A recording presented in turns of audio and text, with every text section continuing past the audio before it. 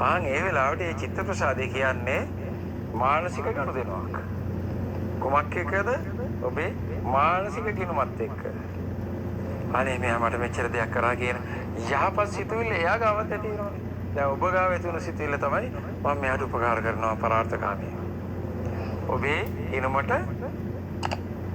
කර්ම රුපියල් වැටුණා. කර්ම රුපියල්. යහපත් කර්ම යහපත් account එකට යහපත් මුදලක් කියන්නේ මං කියන්නේ සල්ලි නෙවෙයි වැටුණා. යහපත් ලකුණක් වැටුණා. ඊළඟට දෙවෙනි එක මොකද්ද මං කියන්නේ?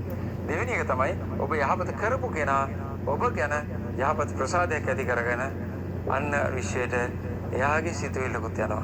අනේ කොයිතරම් එකද යා මට උදව් කරා යාට හරියන්න ඕනේ. මොන හරි දෙයක් කිව්වම ඒ කර්ම මොදෙන ඒකත් ඔබේ ගිණුමට වැටෙනවා. ඒකයි. එතකොට වැඩියෙන් ප්‍රයෝජනවත් වෙන්නේ කොහොමද? තේරෙනව නේද? ඔබ කාට හරි උදව් උපකාර කරන වෙලාවට ඔබ දැනගන්න. ගිණුමට වැටෙන මුදල ඩබල් රිසර්ච් තියව නේද? ඩබල් ලෙස්. ඒ වගේ තමයි මේක යහපත් ලකුණු වැටෙන යහපත් කර්මය තියෙන නිසා ඩබල් K කියලා දාගන්න. මේක හරි අපූර්වයි. හරි ඉක්මනින් ඔබේ ගිණුම ධනාත්මකව වර්ධනය කරගන්න පුළුවන් ඩබල් ගේම් එක ගැහුවා.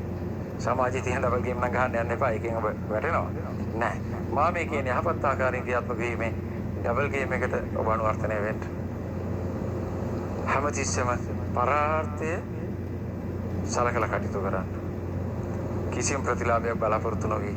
අන්න ඔබේ ගිණුමට ඔබේ පරාර්ථකාමී අදහස නිසා account එකට වැටෙනවා වගේම ඔබෙන් ප්‍රතිලාභයේ උපකාරය ලත් නැත්තාගේ සිතුවිල්ලනොත් මෙතෙන්ට වැටෙනවා. හරි ඉක්මනින් ගිණුම ධනාත්මකව පිරෙනවා. දැන් ඔබ පොඩ්ඩක් කල්පනා කරන්න කොයි ලෙඩේ හන්ද ඔබ එහෙමම ඉන්න ඕනද කියලා. මේක මගේ ඉරණම කේන්දරෙත් තිබ්බා. අවුරුදු මෙච්චරයි පන්නන්න බෑ කිව්වා. එනම් බුදුන් වහන්සේ වරු පන්නන්න පුළුවන්. දීගයි කුමාරයේ කතාව අහලා තියෙනනේ. අහලා නැත්නම් අහගන්න. කෙටියෙන් කිව්වොත් බුදුරජාණන් වහන්සේට වන්දනා කරන්න ආපු දීගායු කියන සිටු කුමාරයෙක් වෙන්න පුළුවන්. අම්මයි තාත්තයි පුතයි වන්දනා කරනකොට අම්මටයි තාත්තටයි බුදුන් වහන්සේ ආශිර්වාද කරනවා. එක්කෝ එදා භාෂාවෙන් සුඛී දීගායුකෝ භව කියන්නේ නැති. නැත්නම් හින්දි භාෂාවෙන් කිව්වනම් ජීතේ රහෝ වේට කියන්නේ නැති. මොකක් හරි එකක් කියන්නේ නැති. දීර්ඝායු වේවා කියලා තිබුණේ. මෑණියනකොට මෑණියන්ට කිව්වා. දරුවා වඳිනකොට බුදුන් වහන්සේ නියඬව හිටියා. ඇයි? බුදුන් වහන්සේ දැක්කා උට වැඩක් වෙන්නේ නැහැ මුට ආයුෂ නැහැ ඉවරයි. හරිද නැවයි පුතාට ආශිර්වාද කරේ නැත්තේ දීර්ඝායු ලැබෙන්න කියලා. උන්වහන්සේ කවදාවත් අසත්‍ය මතින්න කෙනෙක් නෙමෙයි තරහ වුණත් කෙනෙක්. බුදුන් වහන්සේ කියන්නේ පරම සත්‍යයි. උන්වහන්සේ සත්‍ය කතා කරන කෙනෙක්. කෙලිම කිව්වා මෙයාට මං ආශිර්වාද කළා වැඩක් නැහැ ආයුෂ නැහැ කියලා. ඊට පස්සේ අඬාවෙල පිජ දෙමාපිය අහුවා ආයුෂ දික් කරගන්න ක්‍රමය.